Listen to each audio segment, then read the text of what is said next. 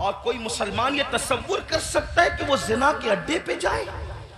वो जिना जिसके बारे में अल्लाह के रसूल सल्लल्लाहु अलैहि वसल्लम गैब नबी ने फरमाया कि क़यामत के दिन जानियों को आग के कपड़े पहनाए जाएंगे, आग का कुर्ता पहनाया जाएगा और उनकी शर्मगाहों पर जहन्नम की आग भड़काई जाएगी। फिर उसके बाद दूसरी चीज शराब को लेने, नशा को लेने।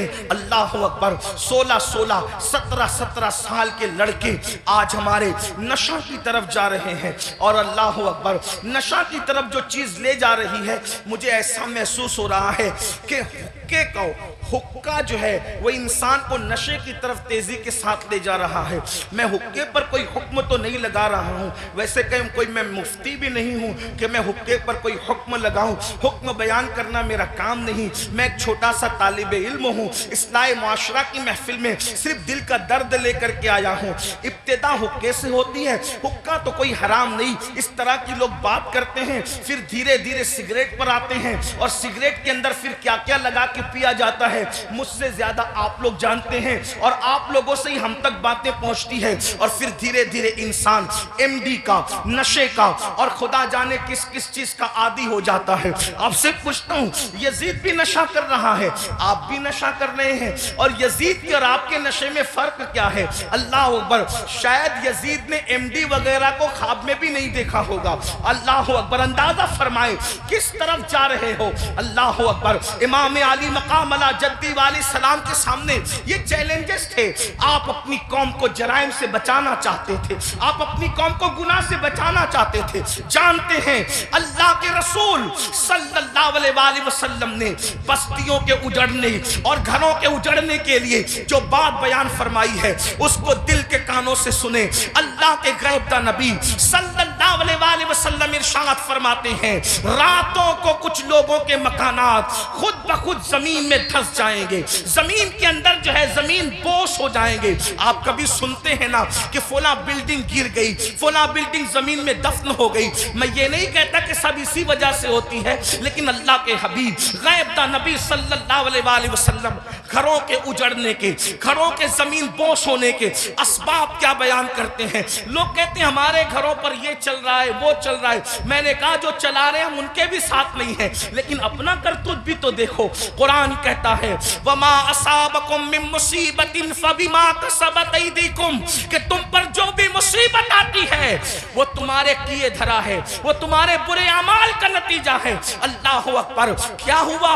आका इरशाद फरमाते हैं सल्लल्लाहु अलैहि वसल्लम के कुछ लोगों के मकान रातों रात जमीन पे गिर जाते हैं, जमीनों में धंस जाते हैं। सहाबा ने पूछा या रसूल अल्लाह उसकी वजह क्या है? आका फरमाते दो गुना जब घरों के अंदर किए जाते हैं, दो गुना जब इमारतों के अंदर किए जाते हैं तो घरों को जमीन में धंसा दिया जाता है, घरों को जमीन बोझ कर दिया जाता है। पूछा या रसूल अल्लाह वो क्या है?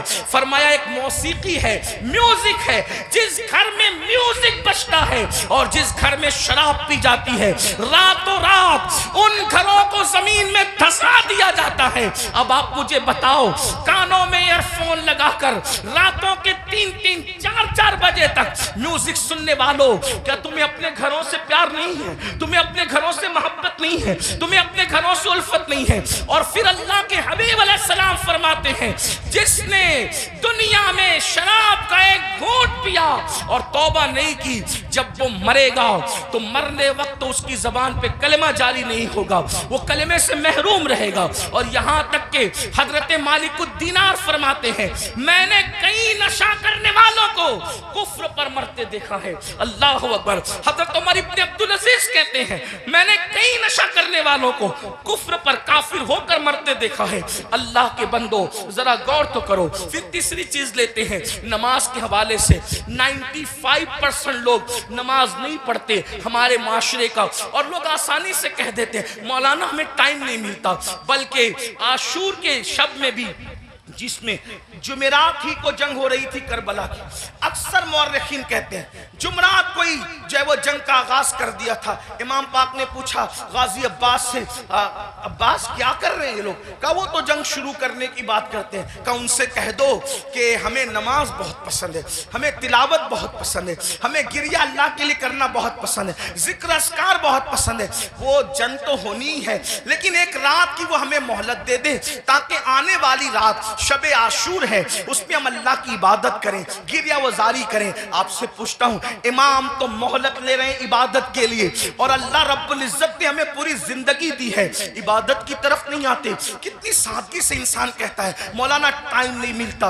मुझे बताओ हमसे बढ़ करके मक्र कौन कर रहा है? हम कहते हैं टाइम नहीं मिलता। अगर तिलावत के लिए टाइम नहीं है तो घंटों घंटों व्हाट्सएप पर वक्त के लिए कैसे टाइम मिलता है? अगर अल्लाह की इबादत के लिए टाइम नहीं है तो फेसबुक पर, यूट्यूब पर घंटों गुजारने के लिए टाइम कैसे मिलता है? दोस्तों के साथ गपशप करने के लिए टाइम कैसे मिलता है? याद रखिए अल्लाह के बंदो, कब तक अय्याशियां करते रहोगे? कब तक जराइम करते रहोगे? कब तक खुदा के गजब को चैलेंज करते रहोगे? कब तक अल्लाह के अजाब को दावत देते रहोगे? कब तक खुदा के अजाब से गफलत बरतते रहोगे? याद रखना अल्लाह ने किसी को बहुत लंबी उम्र हमेशा के लिए नहीं दी है।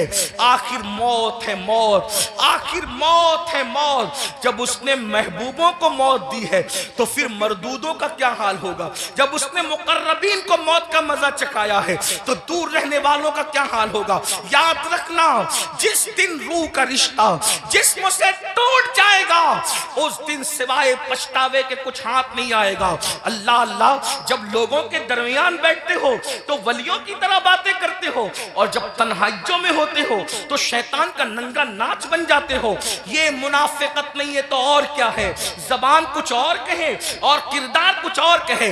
कुरान कहता है लिमा तक़ूलूना मा ला तफ़अलून, वो क्यों कहते हो जिस पर खुद अमल नहीं करते। मुसलमानों बताओ, अल्लाह अकबर, हमें नमाज के लिए टाइम नहीं। कौन नमाज? वो नमाज जो मेराजुल मोमिनीन है, वो नमाज जो रसूलुल्लाह सल्लल्लाहु अलैहि वसल्लम की आंखों की ठंडक है, वो नमाज जो गुनाहों से इंसान को ऐसे पाक कर देती है जैसे गुस्ल करने वालों के जिस्म का मैल खत्म हो जाता है, वो नमाज जो अल्लाह से बंदे को करीब कर देती है, अल्लाह का कुर्ब नसीब होता है जिस नमाज से। कौन सी नमाज? वो नमाज जिसकी बुनियाद पर इंसान रहमतों का मुस्तहिक होता है। कौन सी नमाज? वो नमाज जिससे रोजी में बरकत होती है, वो नमाज जिसके बाद दुआएं कबूल होती है, वो नमाज जिसके पढ़ने से बीमारियों का खात्मा होता है, वो नमाज जिसके बाद इंसान को मकाम महबूबियत मिलता है, वो नमाज। अल्लाह अकबर, सारे अहकामात जमीन पर भेजे गए, लेकिन जब नमाज देना हुआ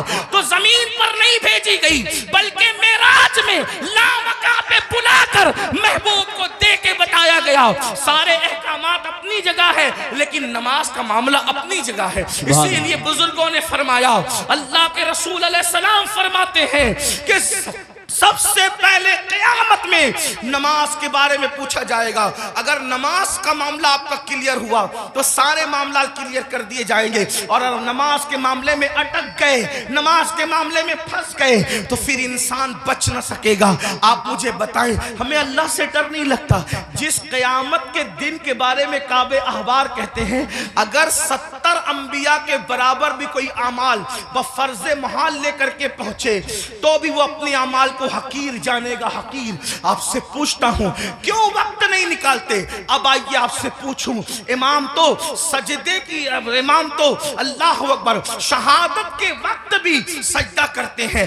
कितना दर्दनाक वक्त होगा अल्लाह अल्लाह, जब इंसान का एक्सीडेंट होता है और वो मौत को करीब देखता है तो इंसान अपनी जान की फिक्र करता है। मगर कुर्बान मेरे इमाम शहीद करबला ने जब आखिरी वक्त आया तो भी अपने सर को सजदे में रखा और सर सजदे में रख करके बता दिया, औरों को जान से मोहब्बत है लेकिन अली के बेटे को अपनी जान से ज्यादा सजदे से मोहब्बत है। आप बताएं तो सही। और उसी नमाज से हम दूर है। आशूर में भी नमाज दूर करते, आशूर में भी नमाज से दूर रहते हैं। आइए अब इस अपनी गुफ्तगू को एंड की तरफ ले जाते हुए आपसे पूछूं, अगर क़यामत के दिन, तवज्जो करना इन जुमलों पर, अगर क़यामत क़यामत के दिन फहरिस्त बनी जानियों की कि जानी एक साथ खड़े रहे। तवज्जो है आप, जानियों की फहरिस्त बनी कि जानी एक साथ खड़े रहेंगे। तो जिस ग्रुप में यजीद होगा उसी ग्रुप में जिना करने वाले भी तो होंगे ना। दुनिया के अंदर बड़ी बड़ी बातें हाकना आसान है। महशर आपकी मर्जी और मेरी मर्जी से नहीं होगा। महशर को महशर कहते इसलिए हैं कि वहां बड़े बड़े मुकर्रबीन भी नफ्सी नफ्सी कहेंगे। अल्लाह, थोड़ा किसी के दिल की फरियाद दिल के कानों से सुनो। मेरी कौम के जवानों, जहन्नम का ईंधन बनने नहीं आए हो। मेरी कौम के जवानों, अल्लाह को नाराज करने नहीं आए हो। इमाम आली मकाम से जान से ज्यादा मोहब्बत करने वाले मेरे सुन्नियों, आपसे पूछता हूं थोड़ा गौर करना। ईमान वाले दिल पे हाथ रखकर सोचना। जानियों की फहरिस्त बनेगी कि सारे जानी एक साथ खड़े रहे। तो बताओ जहां यजीद होगा वहां जानी लोग होंगे कि नहीं होंगे? और निगाहों की पाकीज़ा, निगाहों को पाकीज़ा रखने वालों की फहरिस्त बनेगी कि जो निगाहों को नीचा रखते थे, औरतों को पाप की नजर से नहीं देखते थे, जिनकी निगाहों में तकद्दुस था, वो सब एक तरफ खड़े रहे। तो बताओ, अल्लाह अकबर, निगाहों को तहफ्फुज देने वाले इमाम हुसैन के साथ खड़े होंगे और जिना करने वाले यजीद के साथ खड़े होंगे। अगर क़यामत में ऐसा हो गया, अगर हो गया कि बेनमाजी एक साथ रहे और नमाजों की पाबंदी करने वाले एक साथ खड़े रहे, तो बताओ यजीद के साथ खड़े होंगे कि नहीं होंगे बेनमाजी? और जो नमाजों को तहफ्फुज देते थे वो उस शहीद के साथ खड़े होंगे कि नहीं होंगे, जिसने सर को सजदे में कुर्बान किया है, सर सजदे में कुर्बान किया है। अल्लाह अल्लाह किसी ने कहा था, हो सके तो लाइए दोनों जहां मीजान में। मैंने एक सजदा जमीने करबला से ले लिया। अल्लाह अकबर। बताओ मुसलमानों, तो पता चला ये नजरियात की जंग है, ये नजरियात की जंग है। आपसे पूछूं, जंग में जब इंसान जाता है, जंग में जब इंसान जाता है फौज लेकर जाता है, बहन लेकर नहीं जाता। जंग में इंसान जाता है फौज लेकर जाता है, बीबियां लेकर नहीं जाता। जंग में इंसान जाता है, अल्लाह अकबर, फौज लेकर जाता है, सौतेले भाई लेकर नहीं जाता। जंग में इंसान जाता है 6 महीने का बच्चा लेकर नहीं जाता। इमाम, आप जंग में भी जा रहे हैं और कुछ लोग तो ये कहते हैं कि चलो इत्तेफाकी हादसा हो गया। इत्तेफाकी हादसा आपके मौर्रिखीन के लोगों के लिए कहने को है, वरना रसूलुल्लाह के घर का बच्चा बच्चा जानता था। आका ने इतनी तफसील से करबला बयान की थी। इब्ने अब्बास कहते हैं कि नबी के घर के बच्चे बच्चे को पता था कि हुसैन मैदान करबला में खड़े जब वो शहीद होंगे जंगे सिफ़ीन के मौके पर। मौलाए कायनात जब करबला के करीब से गुजरे तो रोए, फरमाया यहाँ हुसैन के ऊंट बैठेंगे, यहाँ उनके कजावे रखे जाएंगे। यानी कितनी तफसील मालूम थी खानदान रसूल को कि ऊंट कहाँ बैठेंगे वो भी पता है, खैमे कहाँ लगेंगे वो भी पता है, कजावे कहाँ रखे जाएंगे वो भी पता है। आप कहते हैं हादसा हो गया, लेकिन ये हकायक है, सच्चाई है। इमाम, आप जंग के लिए जा रहे हैं लेकिन बीबियां ले जा रहे हैं, जंग के लिए जा रहे हैं, बहनें ले जा रहे हैं, जंग के लिए जा रहे हैं, बेटियां ले जा रहे हैं, जंग के लिए जा रहे हैं, बच्चे ले जा रहे हैं, जंग के लिए जा रहे हैं, सौतेले भाई ले जा रहे हैं। ऐसा क्यों? इमाम गोया के बताएंगे ये तलवारों के टकराने की जंग नहीं, बल्कि ये किरदार की जंग है, ये नजरियात की जंग है। एक तरफ यजीद सौतेली माँ को पाप की नजर से देख रहा है, तो हम मैदान में बताएंगे कि सौतेले रिश्ते का तकद्दुस क्या है। आप देखें, पूरी दुनिया के अंदर सौतेला रिश्ता हमेशा मशकूक रहा है। आप तवज्जो करें, सौतेला रिश्ता हमेशा मशकूक रहा है। आप नहीं देखते सौतेले रिश्ते का मतलब? कुरान की तफासिर उठा करके देखें, इब्ने अब्बास से लेकर साहिब नईमी तक सौतेले रिश्ते का मतलब क्या? हजरत याकूब अलैहिस्सलाम की बीवी जो हजरत यूसुफ अलैहिस्सलाम की सौतेली माँ है, अल्लाह अकबर, वो अपने बेटों को बता रही है, अल्लाह अकबर, कि तुम्हारे सौतेले भाई ने ये ख्वाब देखा है। इसी तरह है ना, सौतेले भाई हाथ का पानी छीन करके जमीन पे डाल रहे हैं, सौतेले भाई हाथ की रोटी छीन करके कुत्ते को डाल रहे हैं, सौतेले भाई मार पीट पीट करके कुएं में फेंक रहे हैं। यही तो सौतेला रिश्ता लोग जानते हैं। मगर कुर्बान जाए, इमाम आली मकाम सौतेले भाइयों को करबला में ले जाकर और फिर उनकी वफा का इजहार करके बता रहे, आखिरकार इमाम हुसैन ने सौतेले भाइयों के साथ सुलूक क्या किया होगा कि सौतेले भाई अपनी जान से ज्यादा अपने सौतेले भाई से प्यार कर रहे हैं। कोई किसी पर यूं तो नहीं मरता, कोई किसी से यूं तो प्यार नहीं करता। अब आपसे पूछता हूं, हुसैन पाक का सौतेला भाई सबसे ज्यादा मोतबर बावफा है, जिसे दुनिया गाजी अब्बास के नाम से जानती है। आपसे पूछता हूं, वफा का दूसरा नाम अगर करबला के बाद हमसे कोई पूछे तो हम हजरत गाजी अब्बास का नाम लिया करते। शिमर ने अल्लाह अकबर रिश्तेदारी की वजह से हजरत अब्बास को अमान लिखी, उनके भाइयों को अमान लिखी। तो हजरत अब्बास ने कहा, शिमर तुझ पर भी लानत है और तेरी अमान पर भी लानत है। वल्लाह तूने नबी के शहजादे को अमान नहीं दी, उनको काटना चाहता और हमें बचाना चाहता है। हुसैन के बाद जिंदा रहने को हम पसंद ही नहीं करते। ये एक सौतेले भाई का जज्बा। अब आपसे पूछता हूं, अगर आप करबलाई है, अगर आप हुसैनी है, तो इस मजमे में अपने दिल में सोचो, आपके सगे भाई के साथ आपका सलूक क्या है? करबला सिर्फ काले कपड़ों का नाम तो नहीं है ना पहनने का। करबला सीना पीटने का नाम नहीं। हमारे दरमियान करबला उसवाए मुस्तफा की तफसीर का नाम है। हमारे नजदीक करबला बद्र और ओहद के मकसद की तकमील का नाम है। आप समझते क्या है करबला को, लेकिन हमारे अंदर करबला कहाँ है? हमने रस्मी और इसमी करबला को तो देखा, हमने हकीकत करबला को नहीं देखा। बताओ आपका हमारा जज्बा भाई के बारे में क्या है? यही ना, उसका खेत हड़प कर लिया, उसका हिस्सा हजम कर लिया, उस पर केस कर दिया, उसके खिलाफ खड़े हो गए। उसकी बेटी को अच्छे रिश्ते आते तो आपको पसंद नहीं आता, आपको हजम नहीं होता। बताएं तो सही, उसके घर में बेटे ही बेटे पैदा हों तो आपको तकलीफ होती है। ये आपका मामला सगे भाई के लिए, और वहां सौतेले भाई के साथ अंदाज क्या है सरकार गाजी अब्बास के साथ देखें। फिर उसके बाद इमाम अपनी बहन को करबला में लाए। जब इमाम किसी की कोई बात नहीं मानते, तवज्जो करना, जब इमाम किसी की कोई बात नहीं मानते तो सैयदा ज़ैनब खड़ी होकर कहती है, भैया ये कर लो, भैया ये कर लो। बहन की कोई बात नहीं टलती। गोया कि हुसैन बता रहे वहां बहन का कोई तकद्दुस नहीं है, और यहां बहन के तकद्दुस का आलम यह है कि बज़ाहिर अगर हजरत इमाम के अपनी फिक्र के खिलाफ बहन बात कर रही है तो इमाम उसको ही मानते नजर आ रहे। किसने नहीं कहा था कि अली असगर को ले जाएं और यजीदियों से कह के पानी पिलाते? इमाम ने सबको मना किया, लेकिन जब बहन आई और बहन ने कहा मेरे लिए चले जाएं, मैं कह रही हूं आप चले जाएं, तो मुअर्रिखीन लिख रहे हैं बहन की बात मानकर इमाम यजीदियों की तरफ जाते हुए नजर आते हैं। हालांकि ये इमाम पाक रज़ी अल्लाह तबारक व तआला की शान है कि यजीदियों के हाथों से उनके शहजादा वाला तबार ने पानी नोश नहीं फरमाया, वो तो शहीद हो गए। लेकिन आपसे पूछता हूं, बहन के बारे में इमाम आली मकाम का हाल ये, बीबियों की मौजूदगी में क़यादत का झंडा खानदान नबूवत का किसी के हाथ में देते हैं, बेटियों की और बीबियों की मौजूदगी में उसको बहन कहते हैं। बताओ, इमाम तो बहन से इतना प्यार करते हैं। हमारा और आपका बहनों के साथ क्या ताल्लुक है? हमारा और आपका बहनों के साथ क्या रिश्ता है? आप बताएं मुझे। अगर बहन घर आ जाए 4 बच्चों को लेकर तो भाई और भाभी बात करते हैं, खिलाएंगे कहां से?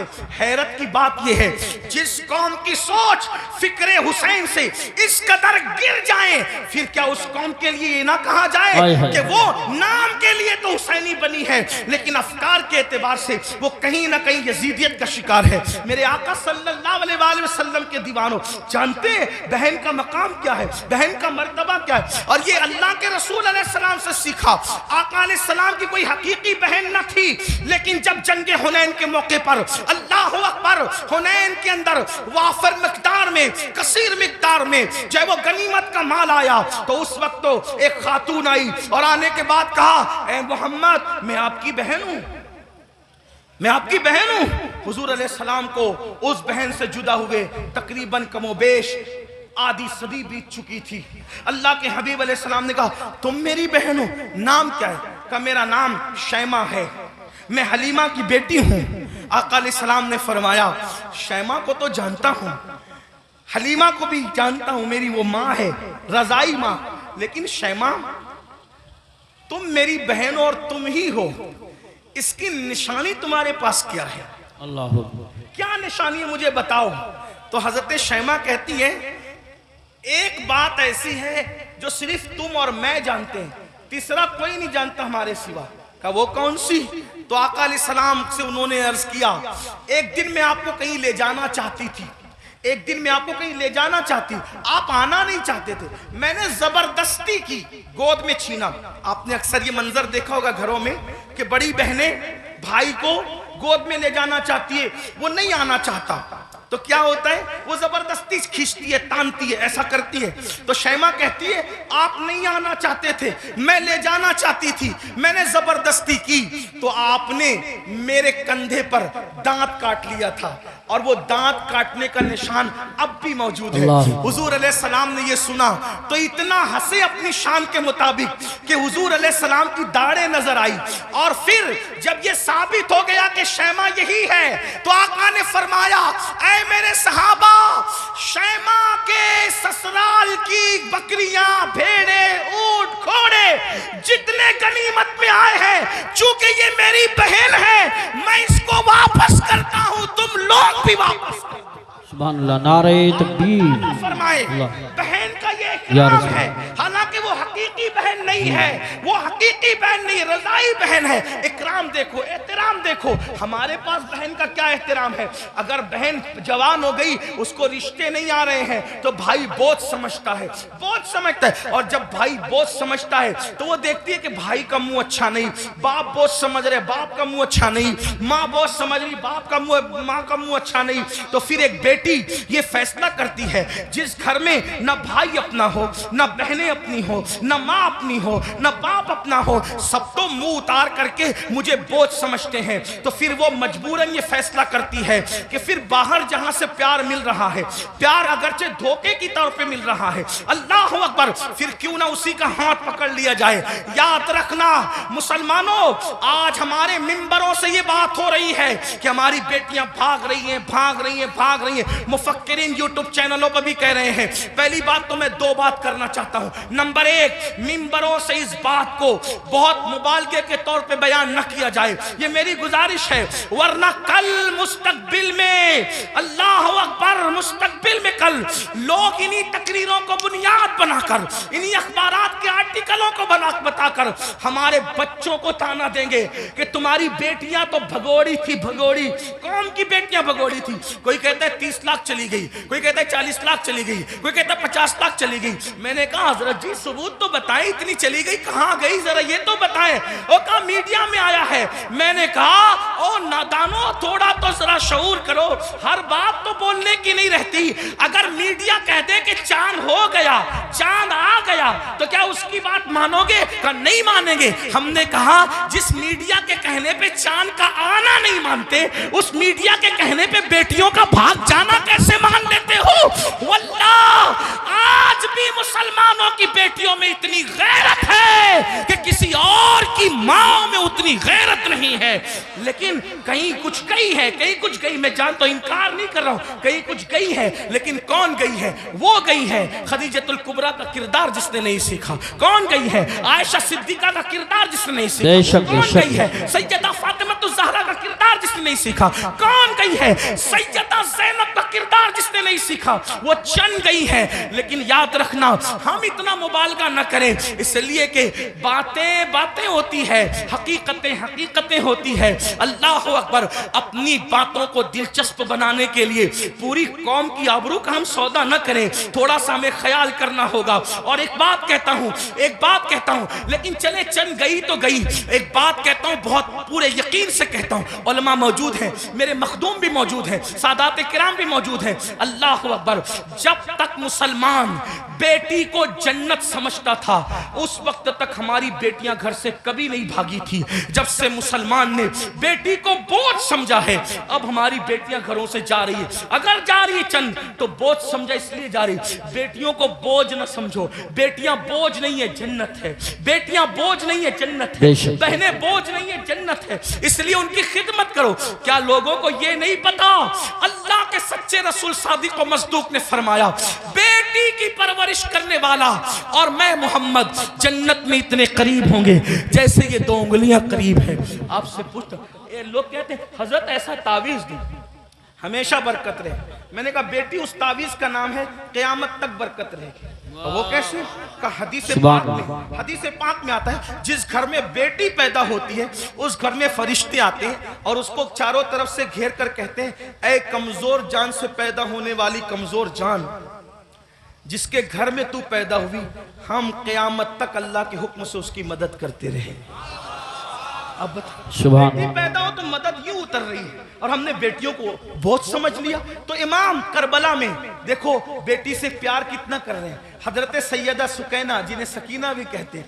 अब मैं जो है वो तलफ़ुज़ात के जो है वो भूल भुलैया में आपको घुमाना नहीं चाहता, जो लोग कहते हैं वही कहकर आगे बढ़ना चाहता हूँ। लेकिन बहरहाल हजरत सैयदा सकीना को सीने पे सुला रहे कि नहीं सुला रहे? एक बेटी का मर्तबा, करबला के खैमे में इमाम अपनी बेटी को सीने पे रख रहे हैं। आप अंदाजा तो फरमाए, चचा भतीजी के कहने पर फुरात तक जा रहा है, ये सब क्या है? भाई अपनी बहन के कहने पर, इमाम अली अकबर रज़ी अल्लाह तबारक व तआला अपनी बहन के कहने पर वो सब कुछ करते नजर आ रहे हैं, जिसको देख करके इंसान हैरत इस्तिजाब में डूब जाता है। करबला, ये भाइयों करबला, अब इख्तिताम पे सुन ले जरा सा, करबला रिश्तों की वफा का नाम, करबला रिश्तों को ताज़ीम देने का नाम, करबला मोहब्बतों का नाम, करबला एहतराम का नाम, करबला ताज़ीम का नाम, करबला कुरान के तहफ़्फ़ुज़ का नाम, करबला अकीदे की हिफाजत का नाम, और करबला हदीस के सही मफ़हूम को अमली तफसीर में पेश करने का नाम, करबला कुरान मुकद्दस के सांचे में ढल जाने का नाम, करबला शराब से नफरत का नाम, करबला ज़िना से नफरत का नाम, करबला जुए से नफरत का नाम, करबला बांसुरी म्यूजिक और मौसीकी के मुकम्मल खातिमे की जोदे मुसलसल का नाम, करबला सजदों के लिए इंसान क्या क्या कुर्बानी दे सकता है, इस पैगाम में खामोश का नाम करबला है। अब आपसे पूछता हूं, हमने करबला से सीखा क्या? वही गुनाह में मुब्तला, वही जराइम में मुब्तला, वही बलाओं में मुब्तला। एक बात यह भी कह दूं इख्तिताम पर, खास तौर पर आखिर में बात करते करते, मुसलमानों एक बात आपसे कह दूं, करबला तो सहाबे किराम की कुर्बानियों के तहफ़्फ़ुज़ का नाम था, लेकिन आज जब करबला का जिक्र होता है तो उन्हीं सहाबा को निशाना बनाया जाता है, उन्हीं सहाबा पे तबर्रा किया जाता है, उन्हीं सहाबा को माज़अल्लाह ये इसलिए करार दिया जाता है कि उन्होंने तो अहले बैत का हक कसब किया। और वो लड़के जो जुमा की नमाज भी 2 रकअत पढ़ के भाग कर आते, ऐसे जैसे स्कूल की छुट्टी होने पर बच्चे भाग जाते हैं, वो सहाबा के किरदार पे बात करते हैं कि वो तो ऐसे थे, वो तो वैसे थे। मैं पूछता हूं, किस मुंह से सहाबा को तान करते हो? किस मुंह से सहाबा की अजमत पर उंगली उठाते हो? 2 रकअत पढ़ने की औकात नहीं है सही से, और उनके लिए उंगली उठा रहे हो जिन्होंने दीन के लिए अपना माल कुर्बान किया। आज मुसलमान कहलाना आसान है, लेकिन अल्लाह अकबर, उस वक्त जब अल्लाह अल्लाह मुसलमान कहलाए जाने पर, मुसलमान बन जाने पर पिटाइयां होती थी, पत्थर मारे जाते थे, कोड़े मारे जाते थे, चाबुक बरसाए जाते थे, भूखा रखा जाता था, सोशल बाइकाट किया जाता था। सहाबा उस वक्त के मुसलमान हैं, उनके ईमान पर ये कौम के लड़के सवाल या निशान खड़ा करेंगे जिनको तहारत के मसाइल तक नहीं पता है। आपसे पूछना चाहता हूं, वो सिद्दीक अकबर रज़ी अल्लाह तबारक व तआला अन्हु जिसने वो कुर्बानी दी है कि अल्लाह के रसूल ने फरमाया, जिसने इस्लाम की मदद की है सबके एहसान का बदला अदा किया जा चुका है, सिवाय अबू बकर के एहसान का बदला क़यामत में अल्लाह तबारक व तआला अता फरमाएगा। ऐसे लोगों को गासिब कहा जाता है, ऐसे लोगों को हक तलफ किसका? अहले बैत का। मुझे बताओ मुसलमानों, जरा गौर करो, उस फारूक आजम के बारे में कहा जाता है कि उन्होंने ये किया, ये किया, ये किया। आपसे पूछता हूं, फारूक आजम का किरदार पता है? फारूक आजम का किरदार मालूम है, फारूक आजम के किरदार के बारे में इल्म है। अल्लाह अकबर, आपको वो सफर याद होगा, आप वो सफर जानते होंगे। अल्लाह अकबर कि फारूक आजम मदीने मुनव्वरा से चलते, फारूक आजम मदीने मुनव्वरा से चलते और मदीने से चलते हुए बैतुल मुकद्दस जाते हैं। एक ही ऊँटनी है, अपने जवानों की खास तवज्जो, एक ही ऊँटनी है, गुलाम साथ में जा रहा है। फारूक आजम गुलाम से कहते सवारी एक है इसलिए हम ये करेंगे, सवारी एक है ये करेंगे कि थोड़ी देर मैं बैठूंगा, थोड़ी देर आप बैठना, फिर मैं पैदल चलूंगा, फिर तुम बैठोगे, तुम चलोगे मैं बैठूंगा। आपसे पूछता हूं बैतुल मक़दिस तक गुलाम को इस तरह लेकर के गए कि नहीं लेके गए? आप बताएं। बोलने से पहले तोलो, किसी की भी बात सुन करके बका मत करो।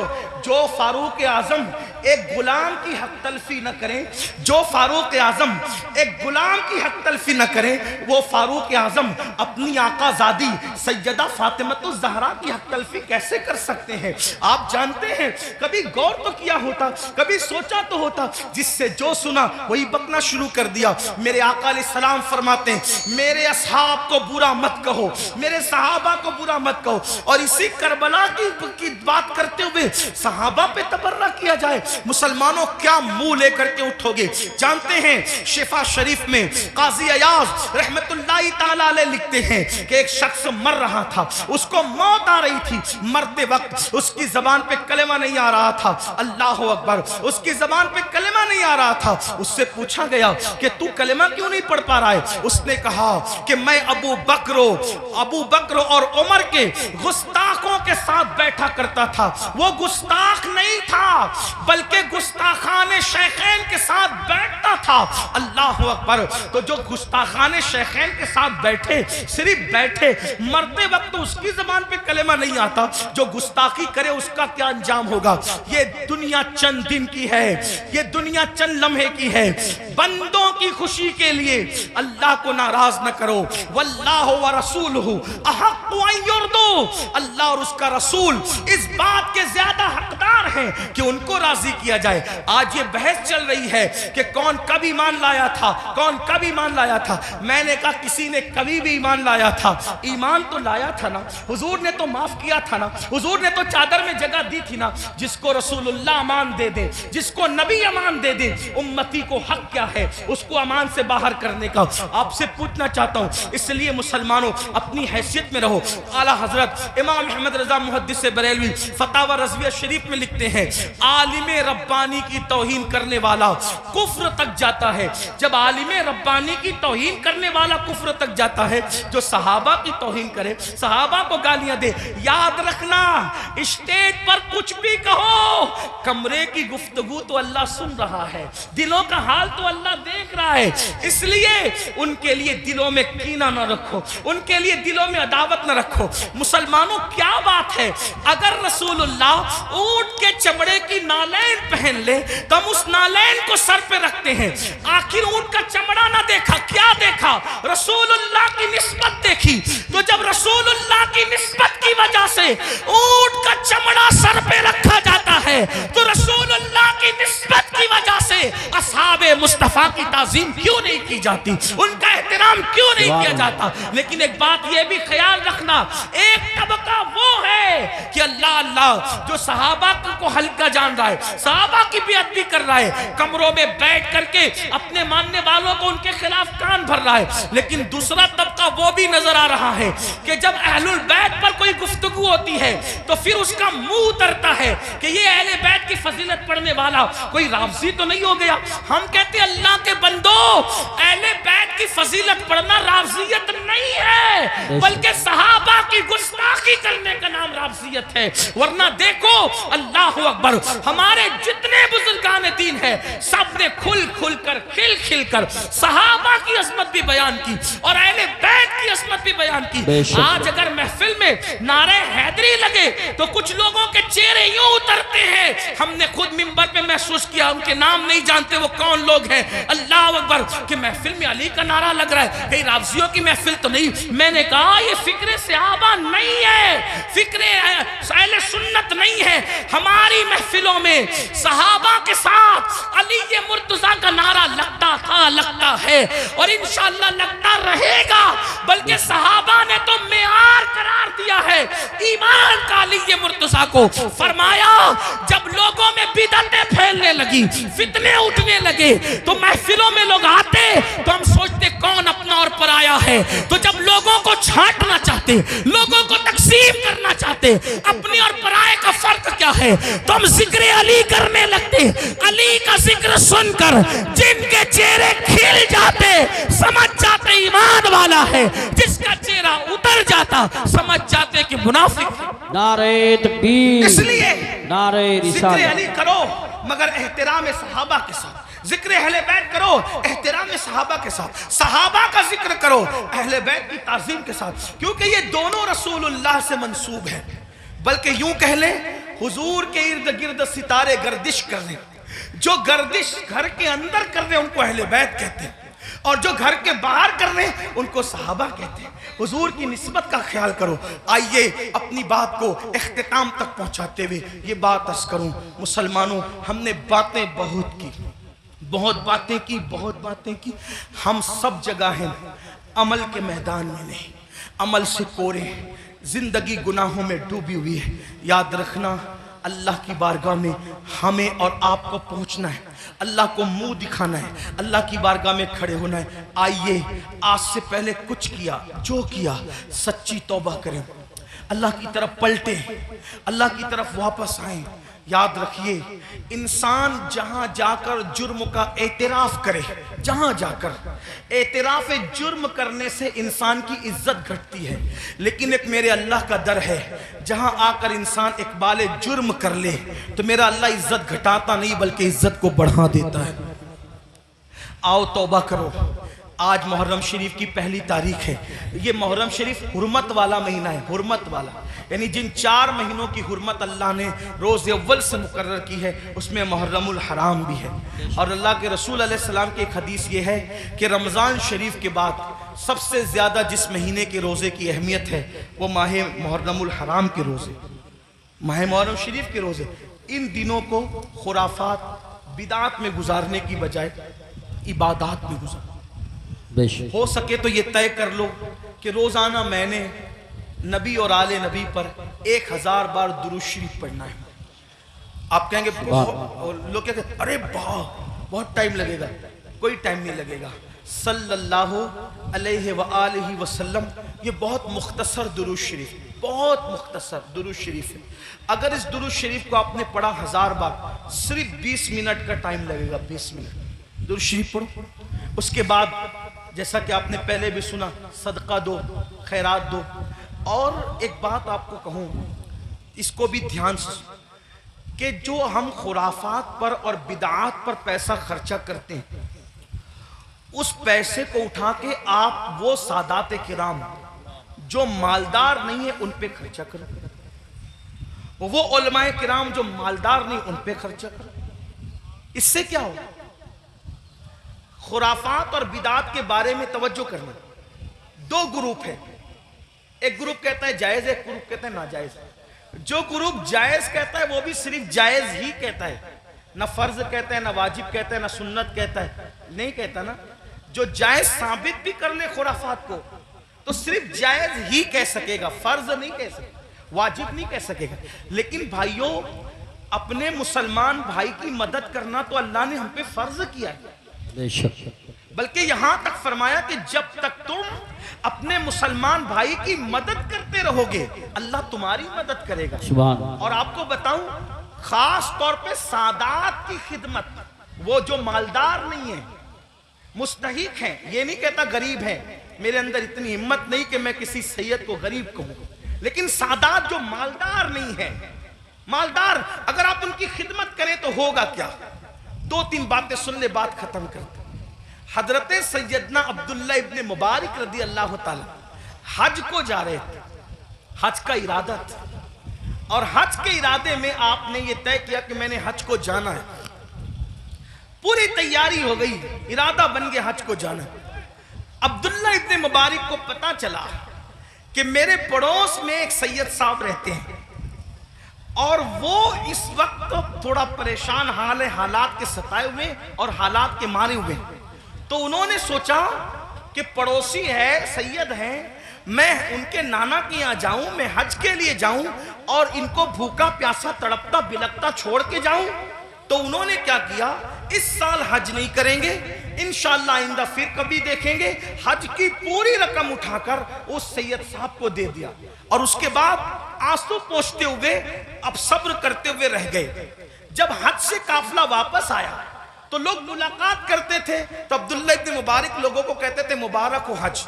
तो लोग भी कहते थे अब्दुल्ला आपको भी मुबारक हो, आपको भी मुबारक हो। हज़रत अब्दुल्ला इब्न मुबारक सोचते, या अल्लाह मैं गया नहीं, लेकिन जो आता है मुझे हज की मुबारकबाद देता है। इसी फिक्र में थे, आंख लगी तो ख्वाब में गैब से निदा आई। कोई कहने वाला कहता है, अब्दुल्ला इब्न मुबारक तूने मेरे नबी के शहजादे की मदद के लिए हज को मुलतवी कर दिया, तो तेरी ये अदा इतनी पसंद आई कि हमने तेरा हम शक्ल एक फरिश्ता पैदा किया है जो क़यामत तक तेरी तरफ से हज करता रहेगा और उसका सवाब तुझे मिलता रहेगा। सुभान अल्लाह, सुभान इसलिए अल्लाह, इसलिए खुराफात की तरफ खर्च करने की बजाय अपने सादात जो मुस्तहिक है उनके लिए खर्च करो। ऐसे सादात हैं, मैंने कई जगह देखा, कोई सब्जी बेच रहा है, कोई ऑटो चला रहा है, कोई चाय बेच रहा है, उनके बच्चों की स्कूल की फीस नहीं है भरने के लिए, उनकी बच्चियों की शादी के लिए पैसे नहीं है। ये सारी चीजें मुसलमानों हमें इसकी तरफ गौर, तरजीहात की तरफ गौर कीजिए, जहां खर्च करने का ज्यादा फायदा है उसकी तरफ। बल्कि इमाम अहले सुन्नत एक हदीस लिखते हैं, आइए उस हदीस को भी सुने। कहते हैं कि मेरे आका अलैहिस्सलाम ने फरमाया कि जिसने बनु हाशिम पर एहसान किया, उनकी खिदमत की, उनकी मदद की, आका फरमाते मुझ पर वाजिब और लाजिम है कि जिसने भी मेरी आल की खिदमत की, मदद की, नुसरत की, हिमायत की, मोहब्बत की, आका फरमाते मुझ पे वाजिब है, लाजिम है कि उसका सिला मैं उसको कयामत में दूंगा जब वो मुझसे मिलेगा। ये हदीस लिखने के बाद मेरे इमाम कहते हैं जिसका मफहूम ये, सुन्नियों दौड़ो और सादात की खिदमत कर लो, इसलिए कि नबी किस किस को मिलेंगे, किस किस को ना मिलेंगे अलग उन्वान है, लेकिन जिन्होंने आले नबी की खिदमत की होगी उससे मिलने का वादा मुस्तफा जाने रहमत फरमा रहे हैं। गोया के और लोग हुजूर को ढूंढेंगे और हुजूर अपनी आल की खिदमत करने वाले को सिला अता फरमा रहे होंगे, लिका का शरफ अता फरमा रहे होंगे। इसलिए मेरी गुजारिश है, हमने अपने पैसों को, रुपयों को बहुत ज़ाय किया खुराफात पर, बिदात पर। क्या खुराफात है, क्या बिदात है? अपने इलाके के मुस्तनद मोतबर उलमा और मुफ्तियान किराम के पास बैठो और बैठ करके सीखो कि किन खुराफात से और बिदात से बचना है और कौन सी चीज़ें अहले सुन्नत व जमात से है। जैसे कि लोग तो शरबत पिलाने को भी बिदत कह देते हैं। आपसे कहता हूँ कि भाई शरबत पिलाना कौन सी बिदत है? मेरे इमाम लिखते हैं, वो भी क्या दलील दी, फरमाया जब कुत्ते को पानी पिलाने पे जन्नत मिल सकती है, तो इमाम आली मकाम के नाम पे अगर मोमिनों को शरबत पिलाया जाए तो फिर उसका सिला क्या होगा? ये सारी चीजें करते रहिए। अल्लाह ताला से दुआ है अल्लाह हम सबको तौफीक दे। गुफ्तगू के दरमियान अगर कोई गलती हो जाए तो अल्लाह ताला माफ फरमाए। अस्तगफिरुल्लाह रब्बी मिन कुल्लि ज़ंबि व अतूबु इलैहि। अहले सुन्नत का है बेड़ा पार, अस्हाबे हुजूर नज्म है और नाव है इतरत रसूलुल्लाह की। अस्सलामु अलैकुम व रहमतुल्लाहि व बरकातुहू।